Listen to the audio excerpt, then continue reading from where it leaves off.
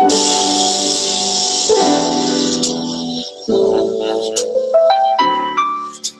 that time again. Time for the Lori Boyle Show. Here live on New Earth International. You're on, Lori. Welcome to my show. My name is Lori Boyle, and I have an awesome guest for you today. In fact, I have two guests because New Earth International is getting two new show hosts, and I'm going to introduce them to you on my show tonight. And we're really excited about both of them. Both of them couldn't be more different, and both of them have a very special message for their shows. They're going to be great. Deb O'Brien is my first guest, and she is a very good friend of mine, and she wrote a wonderful book called Bliss Behind the Mask.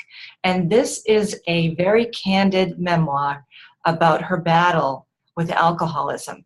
But she's such a wise and wonderful woman. She wants to share this story with everyone so that they can benefit from all the things that she has benefited from through her journey. And it's remarkable, and she's going to tell you about it. In fact, her book, Bliss Behind the Mask, the first question I want to ask her is, what is bliss to you, Deborah? Hi, Lori. Hi. Well, for me, bliss is like a spiritual ecstasy. And, my bliss is inside of me. It's not anything you can find out there. And by raising my vibrations throughout the day, I am able to get to this state of real bliss when I meditate. And you can find bliss other ways too. But the word bliss is really, there's so many meanings. Everybody takes it a different way. And when I decided to call my book Bliss, I meant it in the truest sense, because when you really find bliss, you find yourself. You find your own spiritual nature. And once you find you and you accept who you are, your life changes forever. Mm-hmm. Mm-hmm. So your journey was really about finding yourself, knowing who you are, and you are actually going to take your listeners through these steps, and there are many steps, and they're in her book, Bliss Behind the Mask. And each show is going to be on a different aspect of her journey. And it's going to be so fascinating. But you wrote the book way before you had the show. So yes. What did it mean to you to write this book? Oh, Lori, when I wrote the book, I really didn't want to write the book, but I was driven to write it. And I didn't want to go there. I didn't want to relive all those awful days with dark depression. And, what happened once I started writing, though, I was able to release so much shame and guilt and blame and resentment. So many things I had even forgotten came back to me. So by writing it, I was freed. And, it really changed the direction of my life. And I hoped when I was writing it that I'd be able to help other people be able to have hope. So they would see, maybe they could relate to how I suffered from feelings of not feeling good enough and having zero self-esteem. So I was hoping to help other people, and I ended up really helping myself. But my hope is to help other people too, so that they can get to this place that I'm at now. Because your journey wasn't just to stop drinking. No. That really wasn't the whole thing. And that's why your message is so important, because it can help so many people. How many people can relate to feeling bad about themselves, feeling shame and guilt? You don't need to be an alcoholic to feel shame and guilt. You might have that over some other issues in your life, but everyone has issues that they have to overcome. And hearing your story, something that is universal, it's not just for alcoholics or addicts or drug addicts, it's for everybody. This show is for everyone. And that's what makes it so special, is that you can relate it to a host of different people. You can relate to so many people through your show, and that's why it's going to be so important. So, Deb, what kind of topics are you going to talk about on your show? When I was dying, when I OD'd, I was lying there, and I had a spiritual experience right before I was going to die. I actually came alive. And the stages that I went through while I was dying, there were 10 stages. And those very same stages that I went through that day, today, those are the topics that we will talk about. The first thing that I went through that day, the first stage was surrender. And while I was lying there waiting to die, I just kept hearing those words in my head, "Thy will be done." And just like a broken record, those words just played over and over again. And somehow with those words, I surrendered. And that was the first step. And it's the first step today too, for everyone. If you want to find bliss in your life, you really first have to surrender. Surrender is like a key to open the door to bliss. Mm-hmm. And when you do, your life will be transformed. Mm-hmm. But surrender isn't giving up. It's really joining forces with the power of the universe. Mm-hmm. Mm-hmm. It is. And, I think you have to surrender in so many ways, because as Americans, we're in a culture about control. We think we can control everything. We can control our life. We can control our feelings. And the more you try to keep control of some things, the more you start to lose control. You know what I mean? And when yes. you give it up and say, okay, I'm just going to let this happen. Sometimes, a lot of times for me anyway, I've experienced it, where things tend to start to fall into place all by themselves. You know what I mean? And you can't control everything anyway. So I think even as a culture, we have to learn how to let go a little bit. Yes. Certainly when you're, at your bottom, whatever your personal bottom is for whatever situation it is, whether you're going on a diet or you're trying to give up alcohol or you're trying to finish a paper as a college student or something like that, sometimes you just kind of have to give up and walk away from it for a while. Yes. And just let it go and come back to it refreshed and look at it again. Exactly. Let it go. So yeah. So all of these steps that you have, the 10 steps of transformation, they flow into other areas of your life. Yes, each step, besides being a step, they are really lessons in life. Mm-hmm. Mm-hmm. Yeah, very important lessons that we seem to have to learn, if you're me anyway, over and over again. And I wish I had learned them sooner. But, I have no regrets, because everything I went through, I know was for a reason. And I'm here today to help other people find the way to the bliss that's inside of them. It's inside each and every one of you. Mm-hmm. Mm-hmm. Now, do you have a tip for us before you go about finding your bliss? What is maybe one thing you can leave us with as far as finding your bliss? Well, I think one thing I would say would be to start today practicing gratitude. If you could start tonight and write down 10 things that you were well, maybe 5, just start out with 5 things that you were grateful for the day. Or you could wait until the morning and do it when you first wake up. But when you start your day with gratitude in your heart, your day just gets better and better. And, when you express thanks, it makes you feel happy. Mm-hmm. And the more you can, feel the good things around you and be grateful for them, the higher your vibration goes.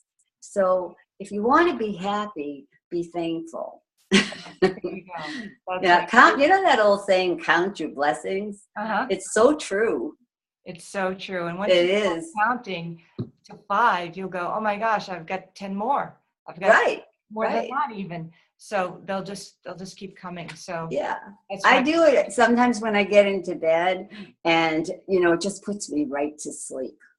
I don't get very far and I conk out. Well, that's great.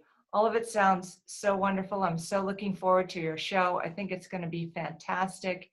And I hope you guys will look for it on Monday nights, and we'll let you know what time coming up. Watch for her show. And that's Deborah O'Brien, Bliss Behind the Mask. Thanks, Deborah. Thanks. Thank you, Lori. It was great to be here. Bye-bye. Bye. Now I'd like to introduce Casey Kerr. She is going to be a host on our New Earth International as well. She is a dynamic speaker, a motivational speaker, a life coach, and her company is called Find Your Roar. Oh my goodness, I get so excited just thinking about finding my roar. Hi, Casey. Hey there, how are you? I'm just fine, thanks. So Casey, tell me, what does it mean to find your roar? What does that mean? I feel like as I'm growing and evolving, what that means keeps changing. But probably the best way to describe it is to see it as living your life to the fullest, living up to your own expectations of what you're able to do, who you want to be, who you want to become, and what you want to bring to the world, and getting out of your own way to do it. Right. Getting out of our own way is so hard for some people. What does that mean, really, getting out of your own way? Well, have you ever had an idea that got you really excited, or there was something that you wanted to do, that you wanted to experience, and you knew that you had the gifts to do it, the talents, the experience to do it, but you hadn't done it before, or you're flooded with fears about what could go wrong or what people will think. When you have something that you're inspired by, that you want to bring into the world and experience, the world, the universe, God, your guides, your angels, people who know you, people who don't know you but have a need for what it is that you're doing, all of that works together because we're all connected. And so when you can just relax and trust and know that you can actually bring this about, you wouldn't have this idea and this inspiration for no reason, right? We've all heard that phrase, whatever you can believe you can achieve. If you can dream it, you can do it. But what gets in the way is all the fears that you have, all the doubts that you have, all the negative thoughts about whether or not it's possible or what can go wrong. So really getting out of your own way is just that, like letting things happen and take their course like they're supposed to, and just going with the flow of it all, following the things that get you excited and that make you happy, and not worrying about the how you're going to do it or what could possibly go wrong. And that's to me what getting out of your own way is really all about, is what it means. Because happiness is contagious.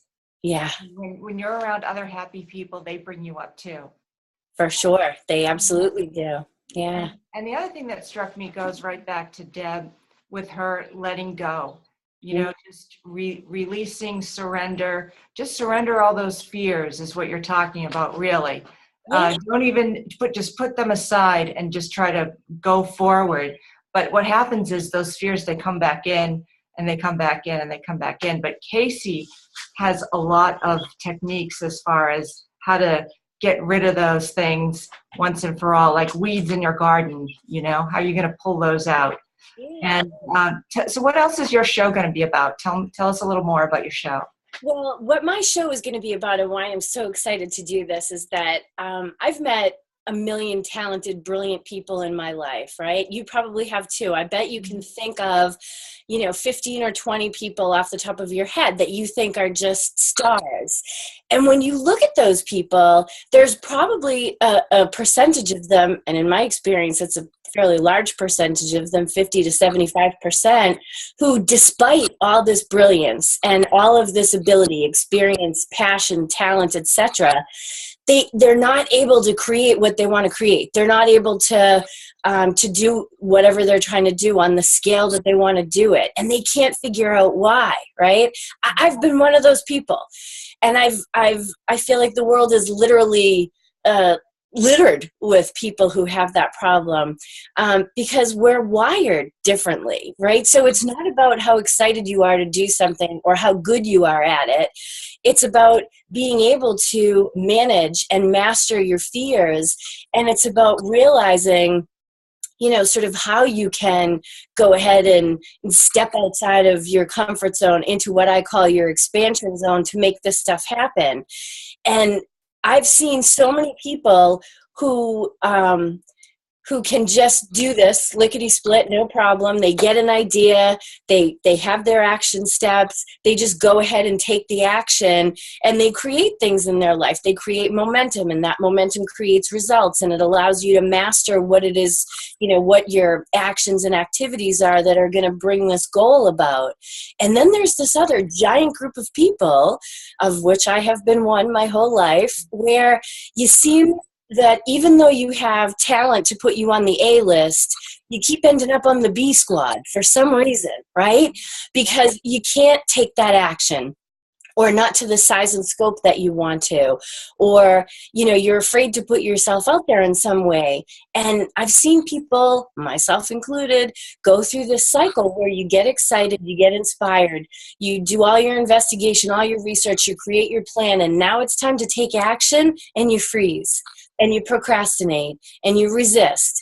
And it doesn't matter how badly you want it or what your why is. You just can't move yourself into that space. Well, I've been talking to lots of people now who fall into both categories.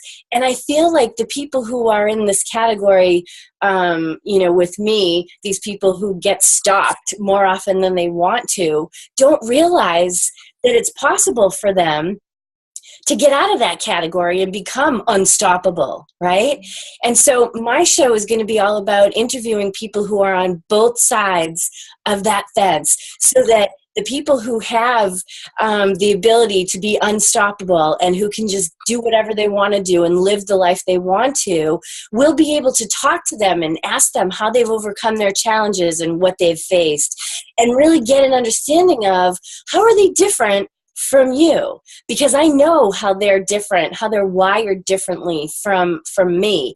And so I've made my whole life has been like a research project trying to figure this out. And so now what I'm doing is I'm bringing people of both sides together so that this large percentage of brilliant, talented women who have so much to offer the world can really understand what little changes they can make that will have huge impact.